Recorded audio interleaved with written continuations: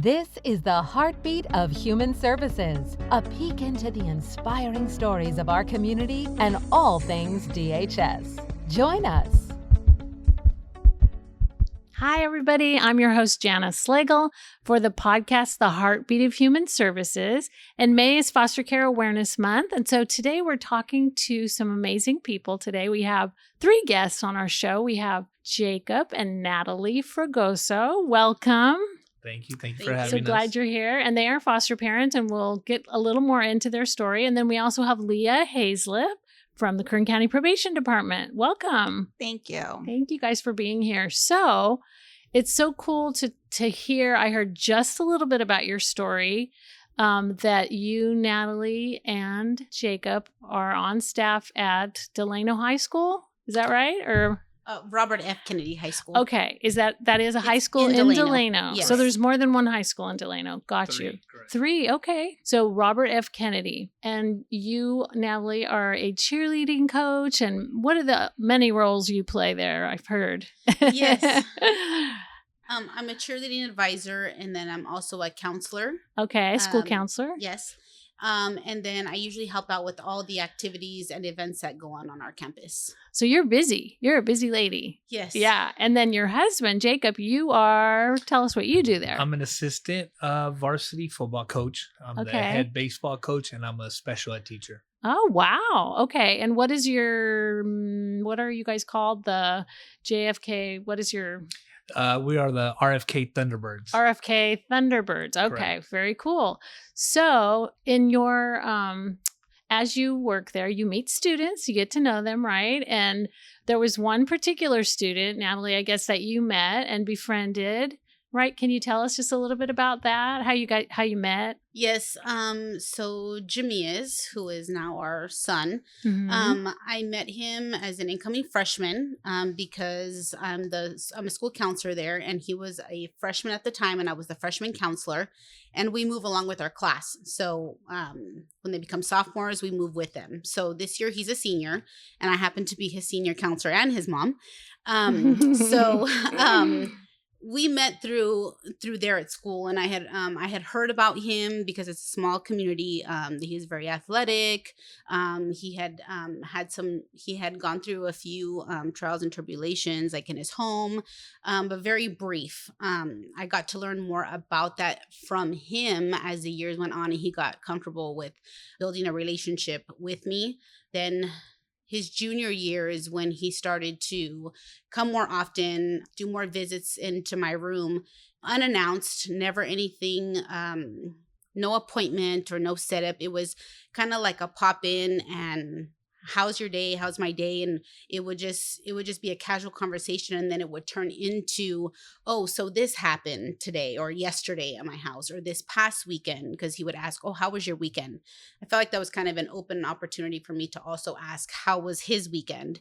And so we would exchange and we would have conversations. And over time, like I said, this was his junior year. He would joke around every so often and be like, imagine, miss, if I lived at your house. So it would always kind of come up, and the kids in our community and through our school, my husband and I don't have any children, or didn't have any children at the time. And it was kind of an open, safe place for them, our home, because he's involved at the school so much with all the sports. I'm there also involved with the sports because of the cheerleading stuff, all the activities. So the kids see us, and we have a pretty good relationship with all of them. And our home was pretty much used as a little sanctuary for them. So they would come and they would visit. And then, of course, the word would spread along over the years, where students felt like, oh, we could go to the Fragosos and we could study there, or we could just go hang out and go have pizza. And because as the kids would come over, we would, offer like that hospitality of a safe space. You guys can come and hang out. We literally sit around and watch movies. We kind of didn't really know what was so great about being there. But because it was just he and I, and we have a 5-bedroom home, the kids felt comfortable. They had their own space they could go to. We have like a little man cave set up where we have like gaming systems, so the kids could go play games in there. You guys just really created a nice, fun space for kids to come after school or whenever, right? Yes. And actually on the weekends, which is odd because most teenagers don't want to hang out with their parents, let alone teachers or counselors or anybody from school. But I think because we built those relationships with our students and it was passed along that, that was a place where they could go, the kids started to feel comfortable. That's and so cool. Gamiaz happened to be one of those students. And so he kind of got to know you as the counselor. And then at the same time, he knew you, Jacob, too. So because he was on the football team? Okay. Yes. So, I got to know him through football, through sports. Of course, we're able to see his athletic ability and how he stood out. But, we also knew that he was one of our kids who was in need. And when I mean in need is just, you could tell he needs that extra something, and a lot of our kids do need that. And so, he always stood out amongst everybody else. And, we developed a friendship. Of course, being a coach, I'm always viewed as the authoritative figure. So a lot of times it's hard for them to open up to us and stuff like that. But he knew that with us, he had like a backing and stuff like that. He knew that we're very supportive and in anything he did and stuff. So he was able to know me from that aspect of it as the male figure. And then he was also very comfortable with my wife, being that she was his counselor. He's able to open up to her, express himself and things like that. So when did you see the need to become foster parents for him? How did that kind of transition from? Well, an incident happened at the home he was at, and I didn't get my daily visit that I normally get from him at school. And I found it a little odd. Nobody had come in and said anything, which is odd as well, too. So I was like, where is he at? After the first day, I kind of just let it go. The second day came and I was like, I still haven't seen him. Nobody has said anything. So I sent him a text message because I actually had his personal phone number. He had mine because there were a few instances where he had called me a few times previously, that he didn't want to go home or whatever the case was. So he would communicate with me and I would be like, I'm going to go get you. We have to go home. There's a process we have to follow. This isn't, whatever was going on at the time. He knew he could reach out and I would be there to help assist with whatever he had going on. So my messages were going green, which he has an iPhone, so they usually go blue. And I thought, okay, that's odd. So I left it. Later on in the evening, I messaged again, same thing. So I thought maybe the phone is off. The next day came, waited for another visit, nothing. And I thought, okay, something is wrong.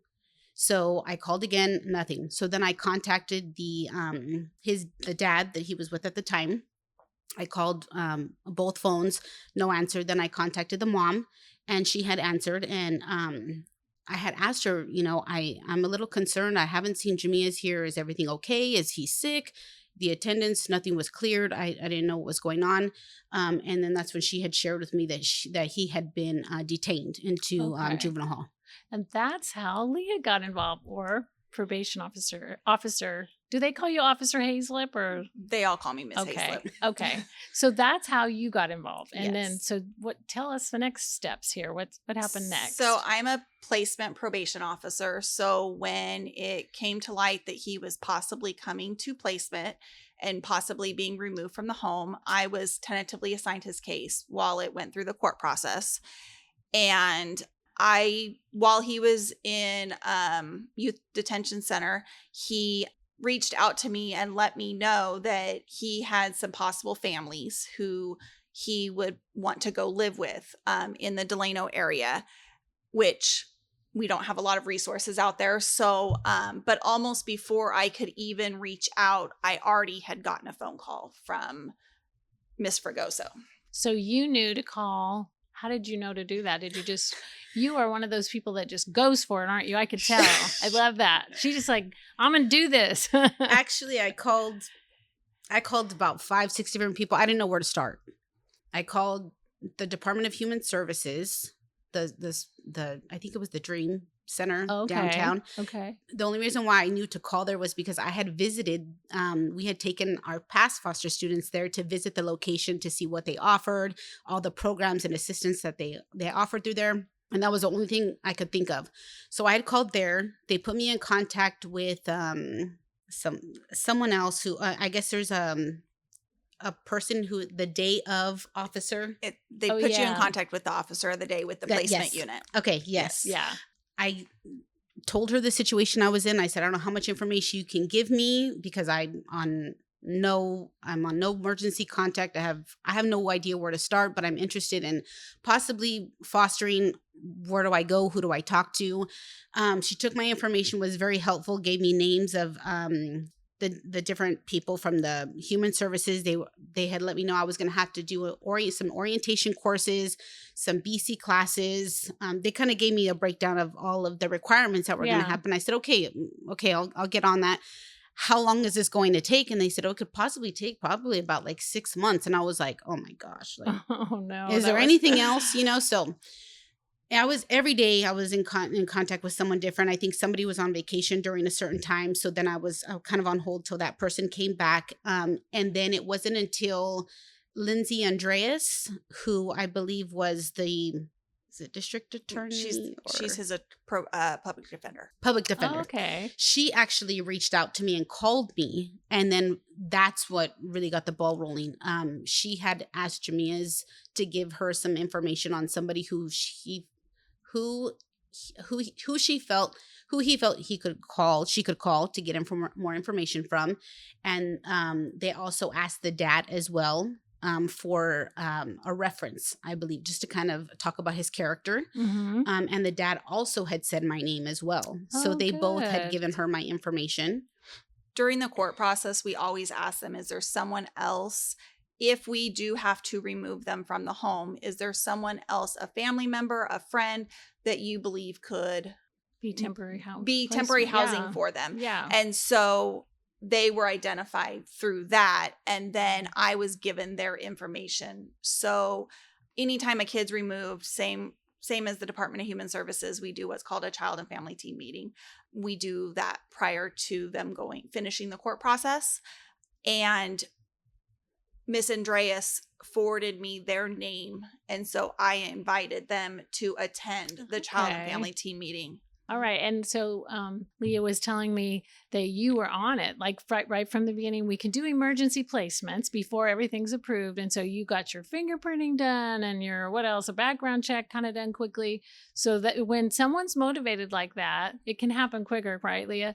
Mm-hmm. So you got on it, and then he was able to be placed in your home fairly quickly then, right? Yes, very quick. Okay. We actually, when everything happened, he had his court date. We were in Boston on vacation, and during that week we were there was the first orientation class that we both had to be present at. That was, I think we did 2 days actually while we were there on vacation. We thought we could tour. You did it? Okay, wait. You did your orientation while you're on Boston vacation. So you did it online. It was through Zoom. Okay. But we had to be, we didn't know this at the time. Motivational. But we on had vacation doing the that's awesome. Okay. Yeah, and we thought we could, put our headphones in and still tour the place. Oh no, we had to sit and we had to be visible. I was like, oh my gosh, we have 4 hours for 2 days, that we're gonna have to block off. So we missed a few things, but it was okay. We knew it was for a good cause.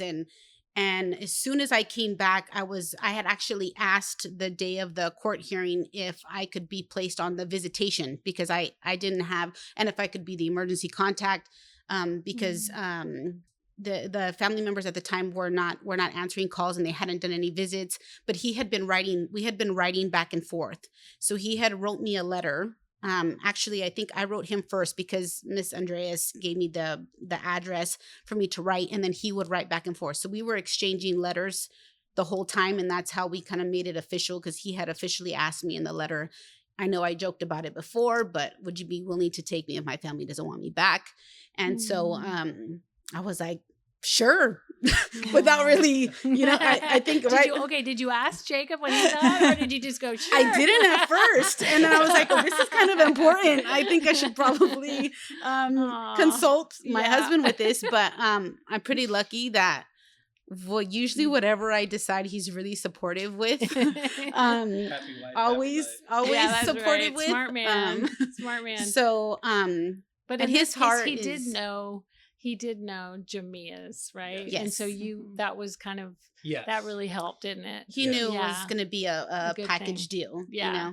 So, so then when did you tell Gamiaz, like you got back from Boston and then like fairly soon after that, he got to move in with you? We had our visitation. We flew in, I think it was that Sunday morning, Mm-hmm. and we drove straight in to the visitation hours. So we flew in, we got in the car and went straight because it was a Sunday. The Sundays were visitation. We drove straight in. I got to see him, and we talked. And I told him, I don't know how long the process is going to be. You're just going to have to be patient. We've started the process, but they've said it can take up to 6 months. I'm hoping it doesn't take that long. But I didn't want to tell him it was going to be fast either, because I didn't want him waiting. And I think he was still, it wasn't until actually the day that we logged into the court that I didn't know that the family had said that they didn't want him to return. So we were in Boston when that happened, and that's when the decision actually had to be made at that point, because they had already said, And that family was a guardianship family, right? That Yes. was not his biological. Okay. Yes. I'm your co-host, Allison, and I'm interrupting today's podcast to highlight a special opportunity on behalf of our JobFest team. JobFest Shafter is happening on May 18th from 9 a.m. to 12 p.m. For more information, head to jobfestkern.com. If you'd like to join our team here at DHS, head to kerncounty.com under the Careers tab. Thank you for listening, and now back to the podcast. So then that decision was made, and then he got to come. He came about a week and a half later. Oh, wow. How was that? Was it an emotional time? Was he? Yes. For me, For you? it was. I think for us, it was a change because, like I mentioned, we don't have any children. Mhm. We've been helping all kinds of kids, but never to this extent. For him, he doesn't know how to show emotion sometimes, but I know inside he was screaming like with joy.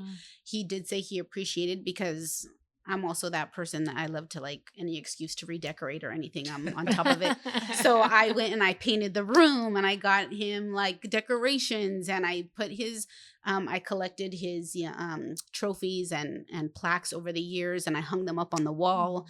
I got a G for his name just to make him feel comfortable. I got him basketball stuff, football stuff, all his sports stuff. And I try to make the room as comfortable as possible, because I can imagine like going into a stranger's home, even though he knows me, to live there and not feel comfortable. I didn't want that. I was trying to give him. That must have blown him away. I mean, I don't know if he showed the emotion, but I can imagine that you put so much effort and thought into that. That must have really blessed him, Yeah, I think it did. He just doesn't. He has a certain way of expressing his emotions. A lot of it is behind closed doors, because he did have a few times where he shared, oh my gosh, it was in my room and I was just crying so much, So he does say, so but after he will say after. He's a processor, slower a little bit. Before you guys got here, I was just trying to talk to Leah to understand a little bit, and she was sharing with me that one of the times that, I don't know if this was fairly new on, but that he, and a lot of us don't grow up learning how to deal with conflict in a healthy way. I don't think I did. And I kind of grew into it myself, and this job has helped. But there was a time when, you were kind of maybe at your wit's end, which a lot of foster parents can understand. That happens, especially kids who've been through trauma.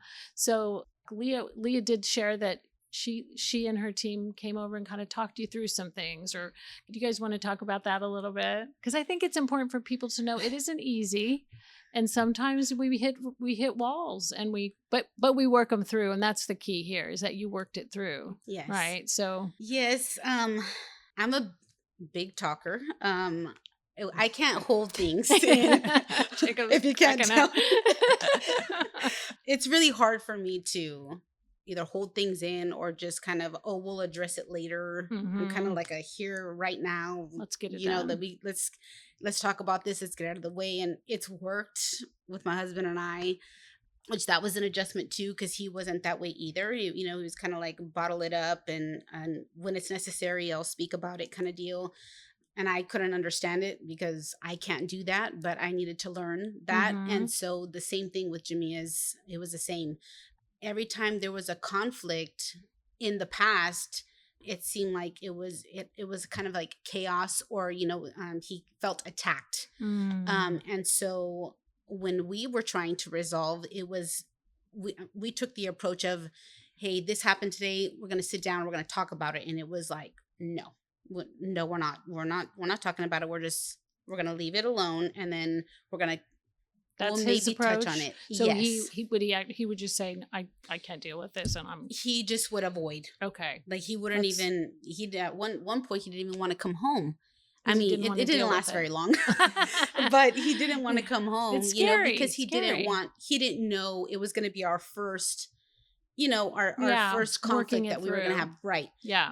And he didn't know the approach we were going to take. He didn't know if we were going to come screaming and yelling or anything like that. Yeah. And so that part was an adjustment. It wasn't until he was there and I said, okay, we need to talk about this. So we sat down at our table, our dining room table, and we were like, okay, this is what happened. What happened or what is going on? How can we help? And we have to address this because we just want to fix it. Were we disappointed and upset? Of course, at the time, but that's why we're here. We're going to talk about it. What can we do different, or what happened? What triggered this for you to be this way? Right. Let's communicate. So the communication part was the hardest part for him. Because, just to say what happened and why. Yes, because I think he thought it was going to turn into rage, and it was the complete opposite. So I think after that first time, we had other instances where there was other situations. And again, just because I think he didn't have any experience of how to deal with it and what our approach was going to be. And I think after a few times, he realized, I'm not going to get a rise out of these people. They're not going to come at me, and they're not going to say, pack your things and get out, or, I think he was, testing the waters, which is common. Yeah. Which is common and normal. And, and I knew that. And I shared that with my husband as well, too. We both had to make that adjustment, because it is easy for someone to say, you know what, you don't have to be here, because we are offering you an opportunity. But at the same time, we knew that that's actually what he needed. He just needed time. He needed opportunity. He needed a safe space. He needed structure. And we were there to try to give him that. And we were doing all of that, and he was making the adjustment. Was it taking time? Has it taken time? Yes. Now, so much better. You can see he's actually telling other people, we have to talk about this. That's we need to talk. We need to have this conversation so we could fix this. And I'm like, who is this So kid? you guys helped him. You gave him some tools, really. You gave him, so he now can deal with conflict better himself, right? So much better. That's huge.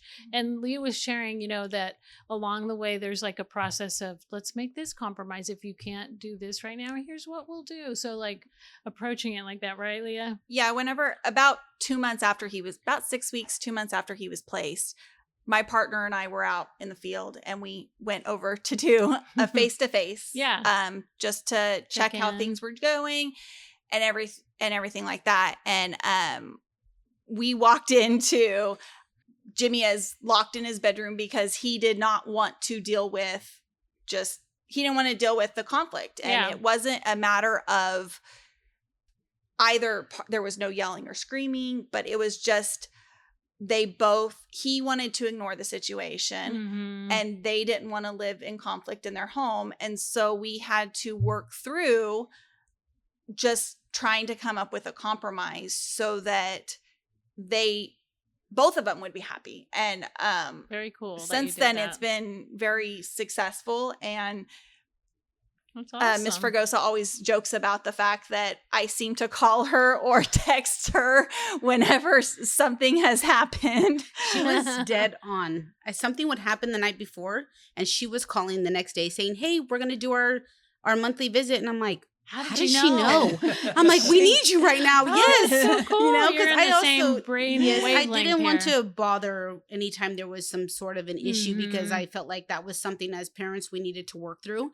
But there was times where we needed that assistance, know, and it seemed like every single time she was right there. And I thought, oh my gosh. Thank you, Lord. Yes. So you hear my prayers. It's neat to hear that, because a lot of times I hear foster parents, when there's a social worker or a probation, they are afraid to say, we need help, because they feel like they're failing. And yet you don't know everything, and you don't have to know everything. And so it's neat that you provided that help to them. I love that that's part of your story.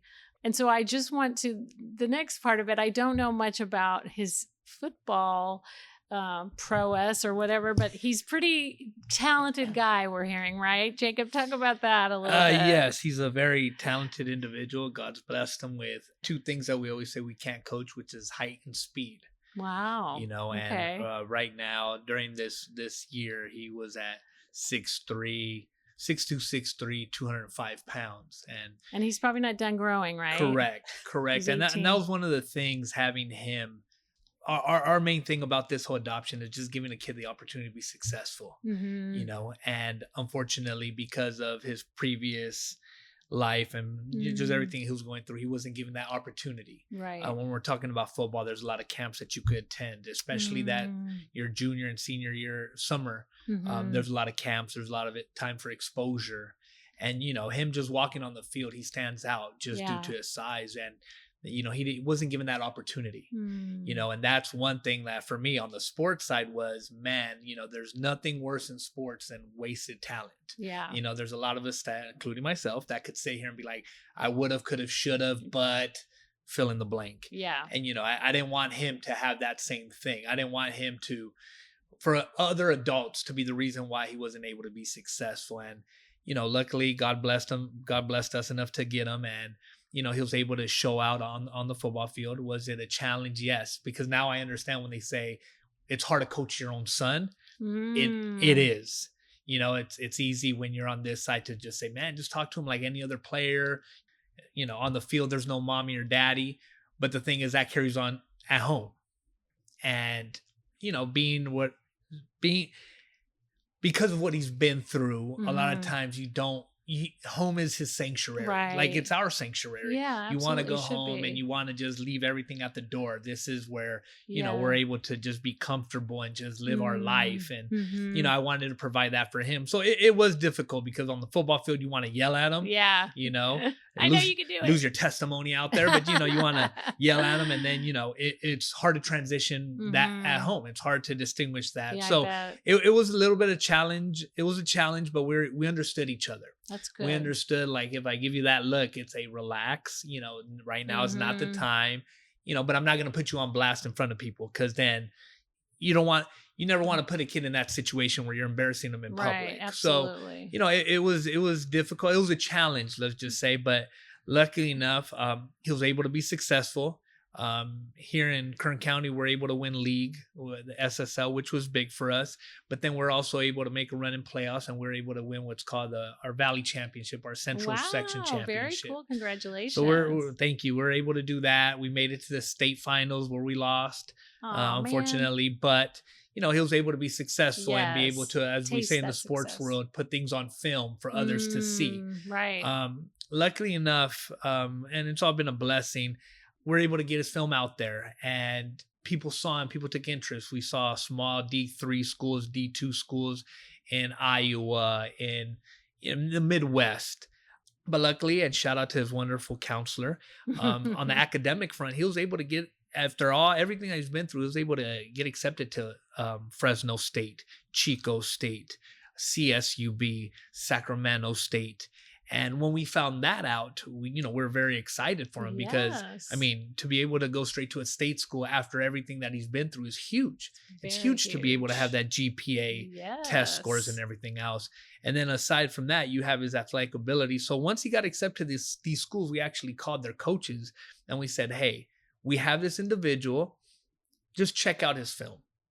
And sure enough, when we were able to push it out there to D1 schools like Fresno State, like Sacramento State called us right away and said, we want to see this kid. So lucky enough, we're able to get him on campus. And, you know, we have a kid up there already who came to our school. You know, we're a small school, and so to be able to put an athlete in the D1 program is huge. Yeah. And, you know, coming from Delano, the work ethic, you know, a lot of our kids grow up with their parents working in the fields, or them themselves working in the field. So they know what hard work takes. Yeah. And they'll do anything not to return there, because that is hard work compared to being in a weight room. And so we already have a kid up there with great work ethic. And that coach told us, he says, if you can give me another kid like this, well, let's do it. And so sure enough, they were able to come down, see him. They saw his test scores. They saw everything. And then they invited us for a visit. We went up there. We saw everything. We saw from the dorm rooms to the weight room to nutrition plans and stuff like that. And there, all the coaches were impressed by just his personality, but also just his size, his speed, and everything. So while we're there, they offered him what we call preferred walk-on, but pretty much like a spot on their team. So they offered him a spot on their team at Sacramento State. That's and, awesome. He was so pumped up because that was his dream. Is to play at a Division I football. And as I mentioned before, because of everything that he'd been through, he didn't get that opportunity to showcase his talents. Right. And again, that's one of those, man, if I would have, could have, should have. But luckily, God blessed him with the opportunity to be able to do it. And, everything happens for a reason. Yes. Sac State enjoyed him, offered him on the spot. He was excited. He didn't know how to react. Yeah. It's sad to say, but the kid's hasn't had too many positive things go for him. So when it does happen, he's hesitant. Is this real? Yes, because everything else has failed for him. Right. Everything that he gives his heart to fails him. So it's one of those, do I get excited for this? Right. And sure enough, the coach said, let us know by next week your thoughts. And while we got in the car, he goes, heck yes. Yeah. Heck yes. Good. When should I call him? And it's like, so call him right now. And that is so awesome. Yeah. So is he a running back or what is he's an all utility offensive guy. Okay. When he played for me, obviously I had to use him in whatever I could. Okay. So sure enough, we threw the ball deep to him a bunch of times. He caught that. When it came to playoffs, he was more of a bruiser. Okay. So we're facing taller people and stronger people, so we put him at running back, and he dominated there as well. I was thinking quarterback too, maybe, right? No, he could throw the ball, but he's better, more fast. Yes, just give him the ball, and he could do his thing. And sure enough, now at the university, being that when he enters, they're going to put 20 pounds on him. From all the feeding and lifting. Right. So they're going to use him as what we call a hybrid tight end. Okay. Which, cool. suits him great. So when does he start at Sac State? He has to check in July 7th. And I believe his first practice is July 10th. Well, we will be watching him. That is exciting. And so I missed one thing. Did you guys adopt him? Because I thought you said that. Okay, so you use that word, but you really... It's a personal feeling of a thing, but it's not like adoption. It's fostering. Okay, correct. Great. It sounds like you have adopted him into your heart and your home, and that's real. That's just as important. I was just curious and wanted to understand that. But what an amazing story of just having people who believe in you, don't give up on you, and like you said, you could say shoulda, coulda, woulda, but you still got him out there. You advocated for him. You both did. You listened to him. So thank you so much for what you do. And Leía, for how you just partnered together and helped them work through the bumpy spots. We know that you're being honored. I don't know, at a dinner this week, you were nominated by Leía to win an award. So we just wanted to have you on the show today to spotlight your hard work, and just so happy to hear how this is turning out. Thank you. So thank you guys for being our guests today. We appreciate it so much. Thanks for having us. Yeah, and we will keep an eye out for his success. I'm your co-host, Paola Hernandez, and welcome to today's Mindful Minute. Today's topic is more about how to deal with the dreaded loop. And what is the loop, you ask? The loop, as I call it, is when you have so many things on your plate that you literally can't get your thoughts straight and you just get stuck. If you ever feel this way, you are not alone.